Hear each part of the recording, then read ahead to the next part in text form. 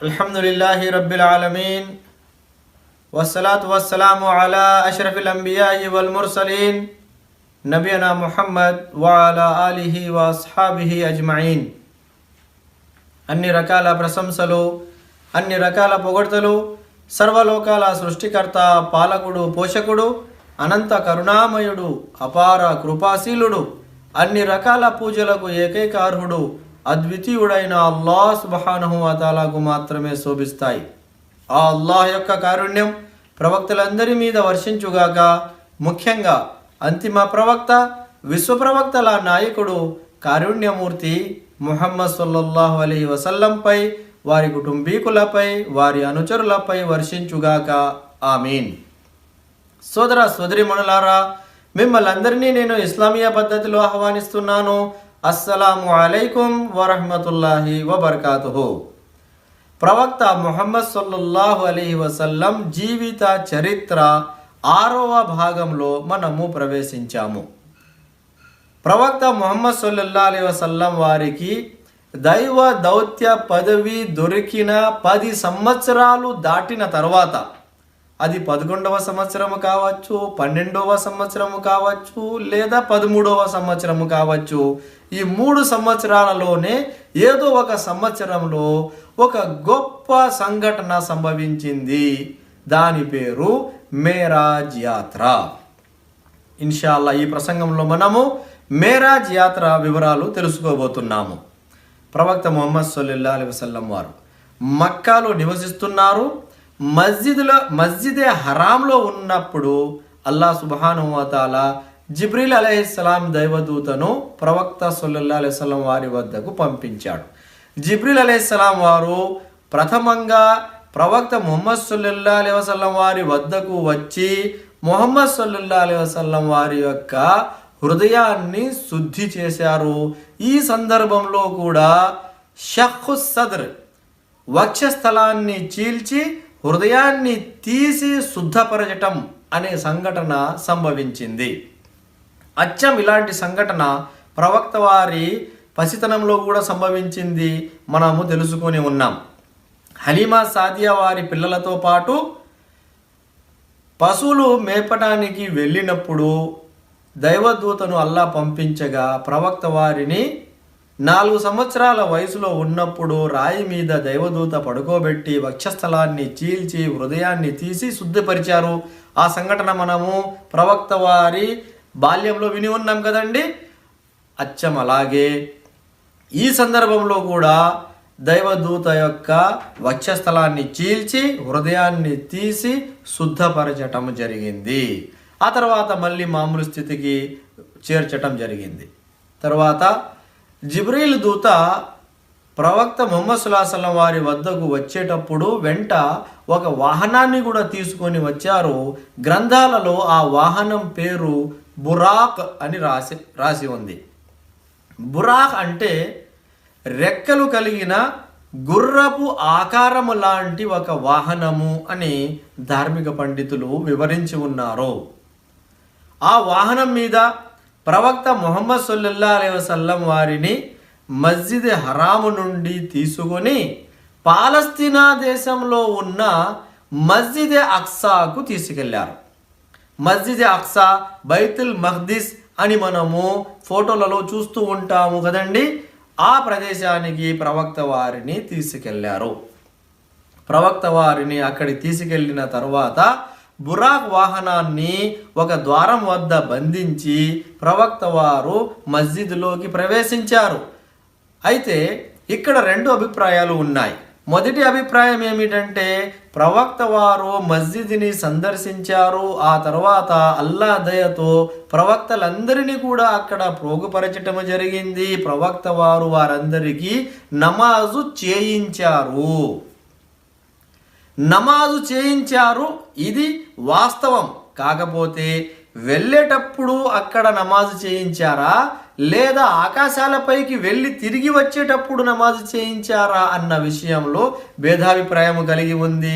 కొంతమంది ఏమో వెళ్ళేటప్పుడు చేయించారు అంటున్నారు, మరికొంతమంది ఏమో లేదు తిరిగి వచ్చేటప్పుడు చేయించారు అంటున్నారు. అసలు విషయం అల్లాహకు తెలుసు. మొత్తానికి ప్రవక్త వారు ప్రవక్తలందరికీ అక్కడ నమాజు చేయించారు. ఆ ప్రకారంగా విశ్వ ప్రవక్తల నాయకులు అయ్యారు ప్రవక్త వారు. జిబ్రీల్ అలైహిస్సలాం ఆ తర్వాత ప్రవక్త ముహమ్మద్ సల్లల్లాహు అలైహి వసల్లం వారిని మస్జిద్ అక్సా నుండి తీసుకొని ఆకాశాల వైపుకి వెళ్ళారు. ఆకాశాల వైపుకి వెళ్ళినప్పుడు ప్రవక్త సల్లల్లాహు అలైహి వసల్లం వారి ముందర 2 పాత్రలు ప్రవేశపెట్టడం జరిగింది. ఒక పాత్రలో పాలు ఉన్నాయి, మరో పాత్రలో మద్యము ఉంది. అయితే ప్రవక్త వారు పాలు ఉన్న పాత్రని తీసుకొని పాలు సేవించారు. జిబ్రీల్ దైవదూత అన్నారు, ఓ దైవ ప్రవక్త, మీరు ఫిత్రత్ ప్రకృతిపరమైన పదార్థాన్ని ఎన్నుకున్నారు. మీరు గనుక పాలును కాకుండా మద్యాన్ని ముట్టుకొని ఉండినట్లయితే మీ అనుచర సమాజము మార్గభ్రష్టత్వానికి గురి అయిపోయేదండి. కానీ మీరు మద్యాన్ని ముట్టుకోలేదు, ప్రకృతిపరమైన పదార్థము పాలు తీసుకున్నారు కదండి, మీరు ఫిత్రత్ని ఎన్నుకున్నారు, ప్రకృతిపరమైన పదార్థాన్ని ఎన్నుకున్నారు అని చెప్పారు. ఆ తర్వాత మొదటి ఆకాశం వారికి వెళ్ళారు. మొదటి ఆకాశము తలుపులు తట్టగా ఎవరు అని దైవదూతులు అడిగినప్పుడు జిబ్రీల్ అలైహిస్సలాం వారు ఆయన గురించి మరియు ఆయన వెంట వచ్చిన ప్రవక్త ముహమ్మద్ సల్లల్లాహు అలైహి వసల్లం వారి గురించి తెలియజేయగా తలుపులు తెరవబడ్డాయి. ప్రవక్త వారితో పాటు జిబ్రీల్ అలైహిస్సలాం వారు మొదటి ఆకాశంలోకి ప్రవేశించారు. మొదటి ఆకాశంలో ప్రవక్త ఆదం అలైహిస్సలాం వారిని చూశారు.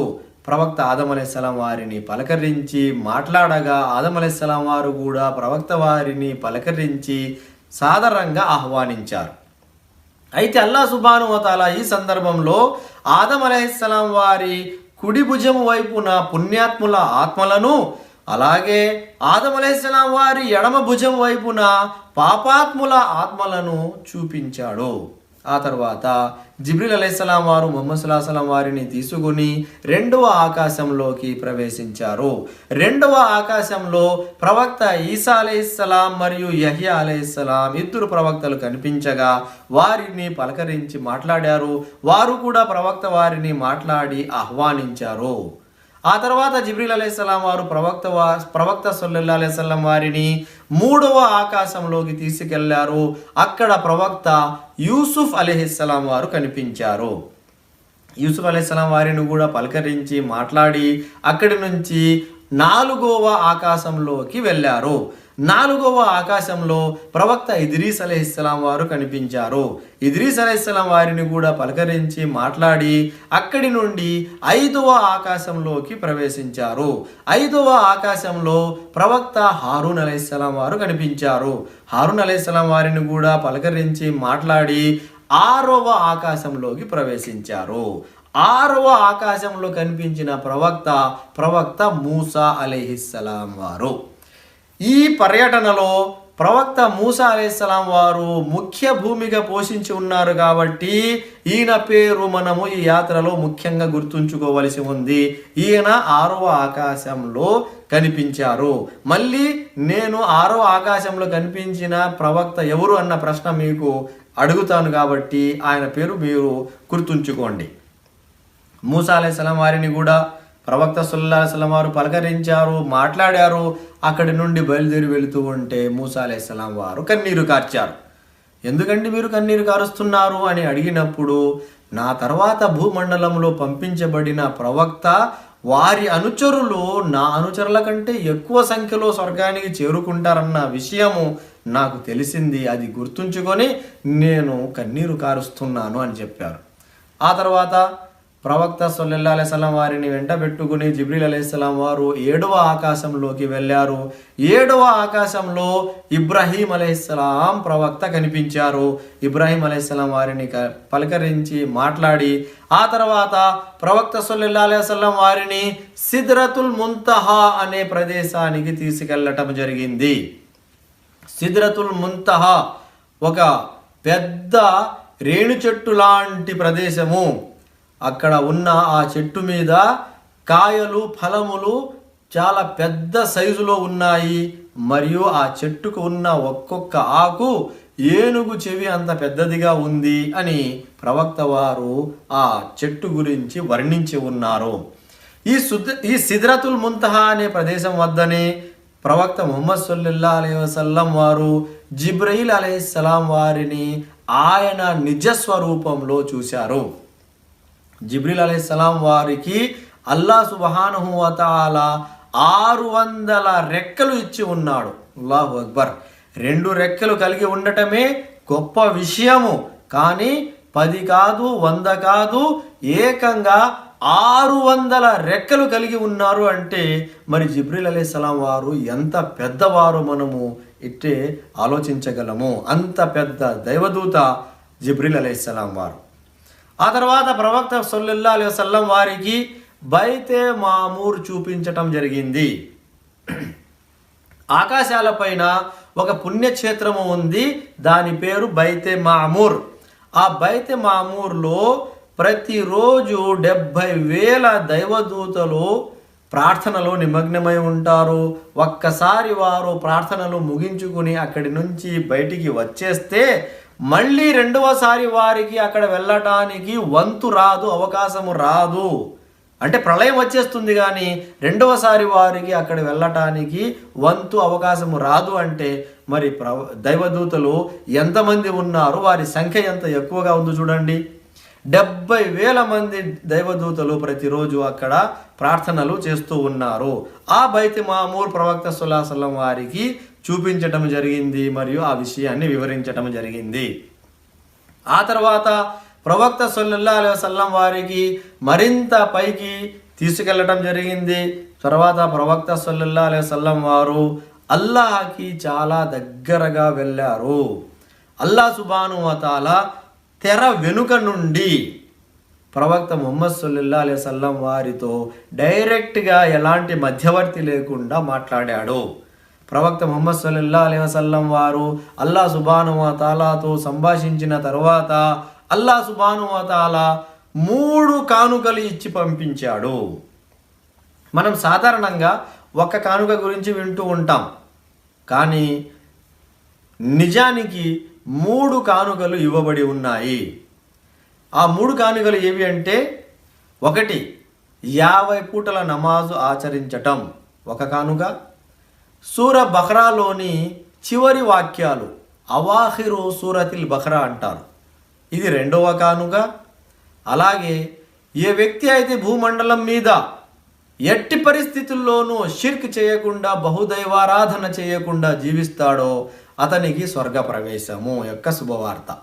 ఈ 3 కానుకలు తీసుకొని ప్రవక్త సల్లల్లాహు అలైహి వసల్లం వారు అక్కడి నుంచి బయలుదేరి మళ్ళీ వస్తూ ఉన్నారు.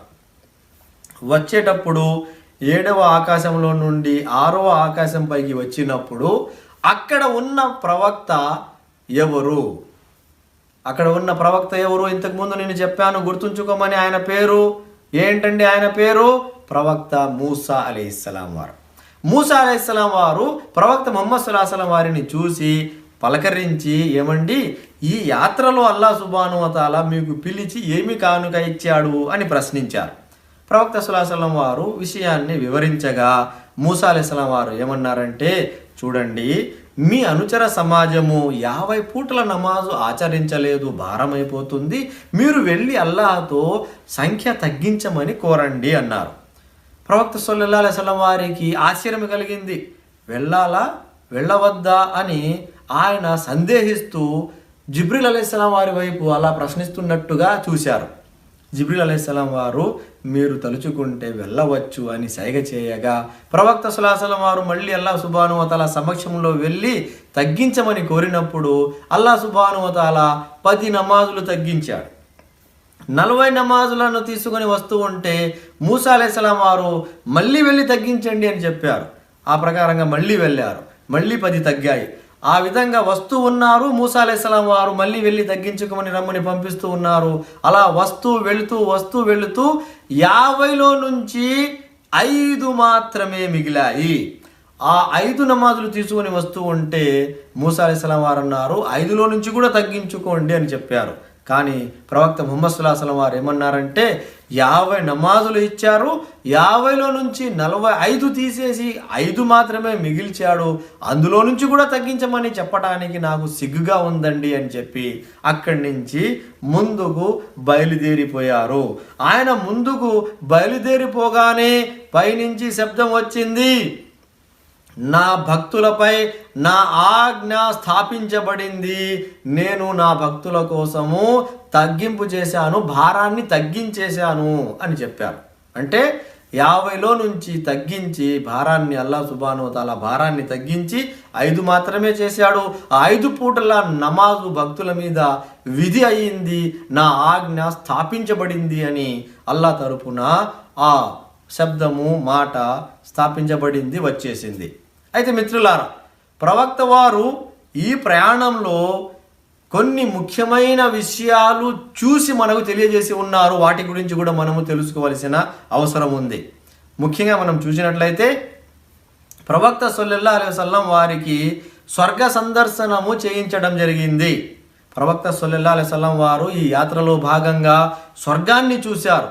స్వర్గాన్ని చూసి ఆయన ఏమంటున్నారంటే, స్వర్గంలో ఉన్న మట్టి మిస్క్ అనగా కస్తూరి సువాసన వెదజల్లుతూ ఉంది. అంటే స్వర్గంలో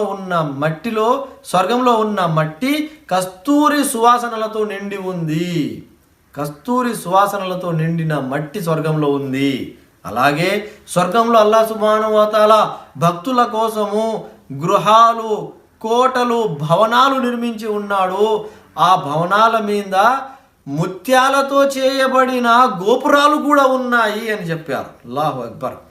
ముత్యము అంత చిన్నది ఉన్నా కానీ మెరుస్తూ ఉంటుంది. మరి అవే ముత్యాలతో గోపురాలు పెద్ద పెద్దవి తయారు చేస్తే అవి ఎంత తళతళలాడుతూ ఉంటాయి కదండి. అలాంటి భవనాలు, అలాంటి కోటలు అల్లాహ్ సుబ్హానహు వ తఆలా భక్తుల కోసము నిర్మించి ఉన్నాడు. అక్కడికి చేరిన వారు అలాంటి భవనాలలో ఉంటారు.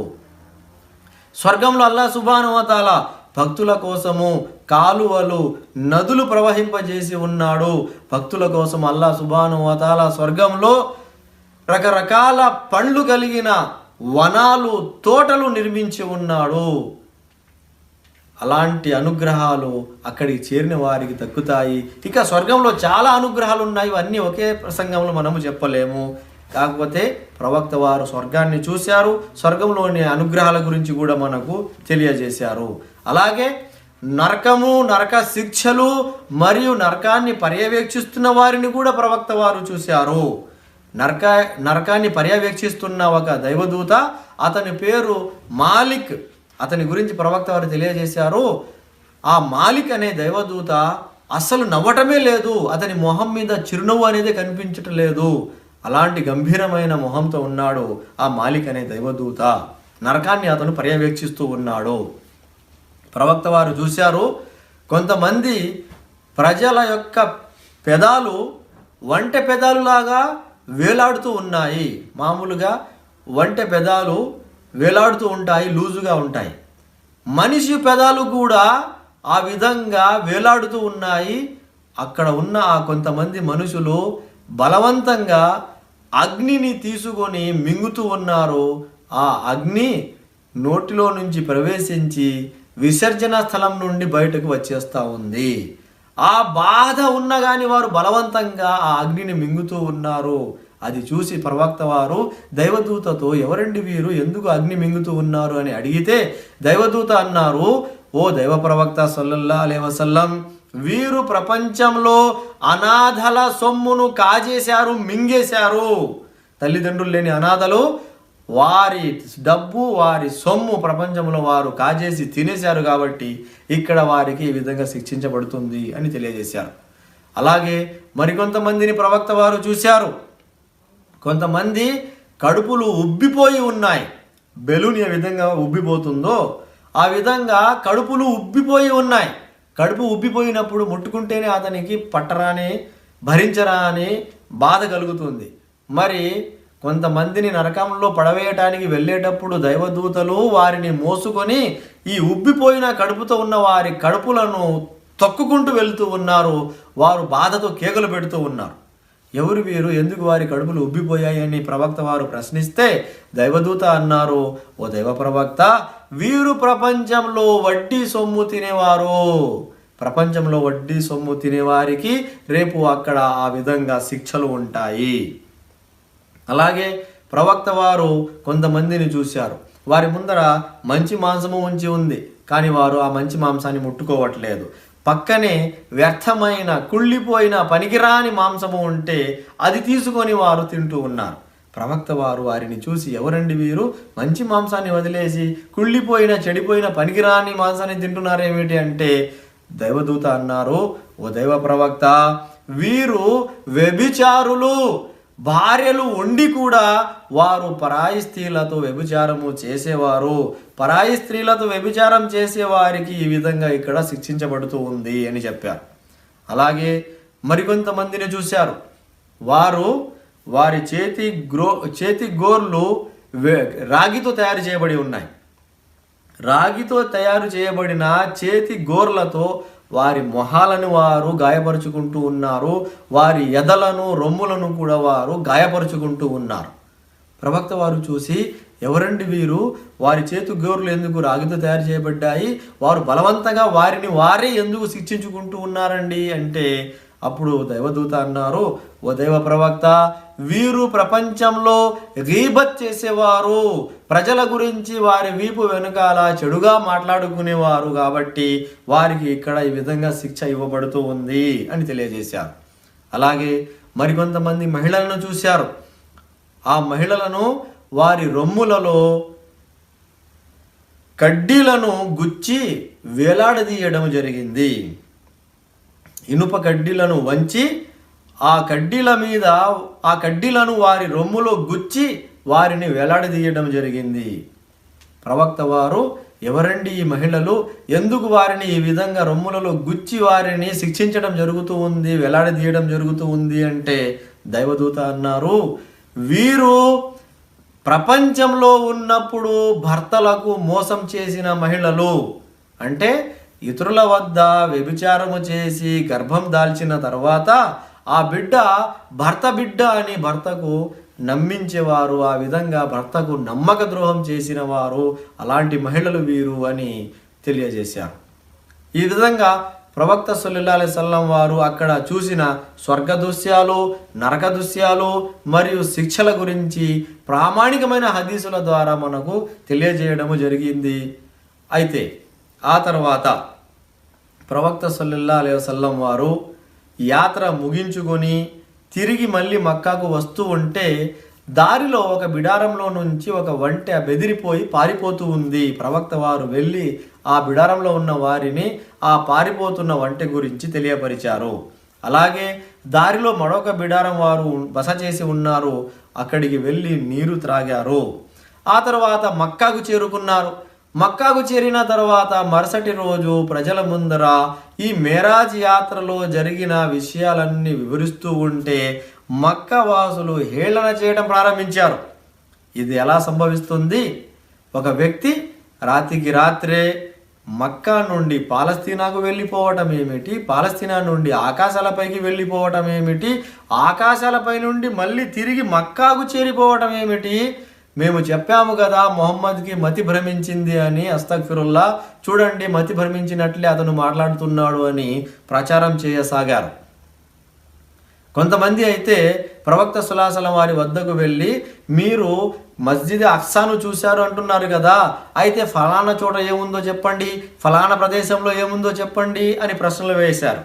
అల్లాహ్ సుబ్హానహు వ తఆలా ప్రవక్త సల్లల్లాహు అలైహి వసల్లం వారికి తెర మీద దృశ్యాలు కనిపించేటట్లుగానే అక్కడ ఏమేమి ఉన్నాయో ఆ దృశ్యాలు చూపించగా ప్రవక్త వారు ఆ దృశ్యాలను చూసి వారు అడిగిన ప్రశ్నలకు సరైన సమాధానాలు వారికి ఇచ్చారు. అలాగే నేను వచ్చేటప్పుడు ఫలానా ప్రదేశంలో ఒక బిడారంతో మాట్లాడి వచ్చాను, వారి వెంట పారిపోయి వస్తూ ఉంది అని వారికి తెలియజేసి వచ్చాను. కొద్ది రోజుల్లోనే వారు మక్కాకు చేరుకుంటారు, కావాలంటే మీరు వారిని అడగండి. అలాగే మరొక బిడారంలో నేను నీళ్లు తాగాను, వారు కూడా వస్తారు, వారిని కూడా మీరు అడగండి అని చెప్పారు. వారు వస్తే అడగాలి అని ప్రజలు ఎదురు చూశారు. వారు రాగానే, ఏమండి ఫలానా రోజున మీకు మొహమ్మద్ వారు కనిపించారా, మాట్లాడారంటే వారు అవును అని ధృవీకరించారు. అయినా కానీ మక్కా ప్రజలు ప్రవక్త వారి మాటలను నమ్మలేదు. కొంతమంది అయితే అబూబకర్ రజియల్లాహు వారి వద్దకు వెళ్ళి, ఏమయ్యా, మీ ప్రవక్త రాత్రికి రాత్రే ఇక్కడి నుంచి ఆ ప్రదేశానికి వెళ్ళిపోయారంట, మళ్ళీ ఆకాశాలపైకి వెళ్ళిపోయారంట, మళ్ళీ తిరిగి వచ్చేసారంట, ఇదంతా సంభవించే విషయమేనా అంటే అబూబకర్ రజియల్లాహు వారు అన్నారు, ప్రవక్త ముహమ్మద్ సల్లల్లాహు అలైహి వసల్లం వారు ఒకవేళ నిజంగా ఆ మాట చెప్పి ఉంటే గన అది ముమ్మాటికి సత్యమే అయి ఉంటుంది, కానీ అది అబద్ధము కానే కాజాలదు. ఎందుకంటే ప్రవక్త వారు ఎప్పుడు కూడా కల్పితాలు మాట్లాడరు, ఆయన ఏది మాట్లాడినా నిజమే మాట్లాడతారు అని ప్రవక్త వారి మాటను అబూబకర్ రజియల్లాహు వారు ధృవీకరించారు. కాబట్టి ఆయనకు అబూబకర్ సిద్దీక్ అని బిరుదు లభించింది. సిద్దీక్ అంటే సత్యాన్ని ధృవీకరించే వ్యక్తి అన్న అర్థము వస్తుంది. ఆ ప్రకారంగా అబూబకర్ రజియల్లాహు వారు సిద్దీక్ అనిపించుకున్నారు. ఈ సంఘటన ప్రవక్త సల్లల్లాహు అలైహి వసల్లం వారి జీవితంలో చోటు చేసుకున్న గొప్ప సంఘటనల్లో ఒక సంఘటన. అయితే ప్రవక్త సల్లల్లాహు అలైహి వసల్లం వారు ఈ సంఘటన పూర్తి చేసుకొని వచ్చిన తర్వాత జరిగిన విషయాలను చూసి ధార్మిక పండితులు ఏమంటారంటే, అల్లాహ్ సుబ్హానహు వ తఆలా పరోక్షంగా విశ్వాసులకు ప్రపంచానికి తెలియజేశాడు ఈ యాత్ర ద్వారా 2 విషయాలు. మొదటి విషయం ఏమిటంటే, మక్కాలో ఉన్న పుణ్యక్షేత్రం, అక్కడ పాలస్తీనాలో ఉన్న పుణ్యక్షేత్రం, ఈ 2 పుణ్యక్షేత్రాలు ముస్లింల చేతుల్లోకి వెళ్ళిపోనున్నాయి. ఈ 2 క్షేత్రాలను ముస్లింలు సంరక్షించుకుంటారు అన్న విషయాన్ని అల్లాహ్ సుబ్హానహు వ తఆలా పరోక్షంగా తెలియజేశాడు. మొదటి విషయం. రెండో విషయం ఏమిటంటే, అల్లాహ్ సుబ్హానహు వ తఆలా ప్రవక్త వారిని ఆకాశాలపైకి పిలిచి ప్రపంచానికి తెలియజేసిన విషయం ఏమిటంటే, ఇక అల్లాహ్ సుబ్హానహు వ తఆలా యొక్క ధర్మానికి అడ్డు లేదు, ఇక ఎలాంటి విషయాలు చోటు చేసుకుంటాయి అంటే, ప్రవక్త సల్లల్లాహు అలైహి వసల్లం వారు తెలియజేస్తున్న విషయాలు చాలా వేగంగా ప్రపంచం నలుమూలలకు చేరిపోతాయి అని అల్లాహ్ సుబ్హానహు వ తఆలా పరోక్షంగా తెలియజేశాడు అని ధార్మిక పండితులు వివరించి ఉన్నారు. మనం చూసినట్లయితే ఆ ప్రవక్త సల్లల్లాహు అలైహి వసల్లం వారి జీవితంలో ఆ తర్వాత జరిగిన విషయాలను చూస్తే అదే విధంగా జరిగింది. ముఖ్యంగా మనం చూసినట్లయితే మేరాజ్ యాత్ర జరిగిన తర్వాత ఆ సంవత్సరం చివరిలో హజ్ సందర్భంలో ప్రపంచం నలుమూల నుంచి ప్రజలు హజ్ చేయడానికి మక్కాకు వస్తూ ఉన్నారు. అంటే ఆ రోజుల్లో కూడా హజ్ ఉండేది, కానీ ప్రవక్త ముహమ్మద్ సల్లల్లాహు అలైహి వసల్లం వారి శాసనంలోని హజ్ లాంటిది కాదు, అది పూర్వపు శాసనంలోని హజ్. ఆ హజ్ కోసము ప్రపంచం నలుమూల నుంచి ప్రజలు వస్తూ ఉన్నారు. యస్రిబ్, నేడు మదీనా అంటున్నాము కదండి, ఆ ప్రదేశం నుంచి కూడా ఒక 6 మంది వచ్చారు. ప్రవక్త వారు ప్రజలతో కలిసి దైవ వాక్యాలు వినిపించాలనే ఉద్దేశంతో తిరుగుతూ ఉన్నారు. ఒకరోజు సాయంత్రం పూట అబూబకర్ రజియల్లాహు వారిని, అలీ రజియల్లాహు వారిని వెంట పెట్టుకొని ఒక లోయల నుంచి వెళుతూ ఉంటే శబ్దం వినిపించింది. అటువైపు వెళ్ళి చూస్తే ఒక 6 మంది సమూహంగా ఏర్పడి అక్కడ కూర్చొని ఉన్నారు. ప్రవక్త వారు వెళ్ళి వారిని పలకరించి ఎక్కడి నుంచి వచ్చారని అడగ్గా, యస్రిబ్ అనగా మదీనా నుంచి వచ్చామని తెలియజేశారు.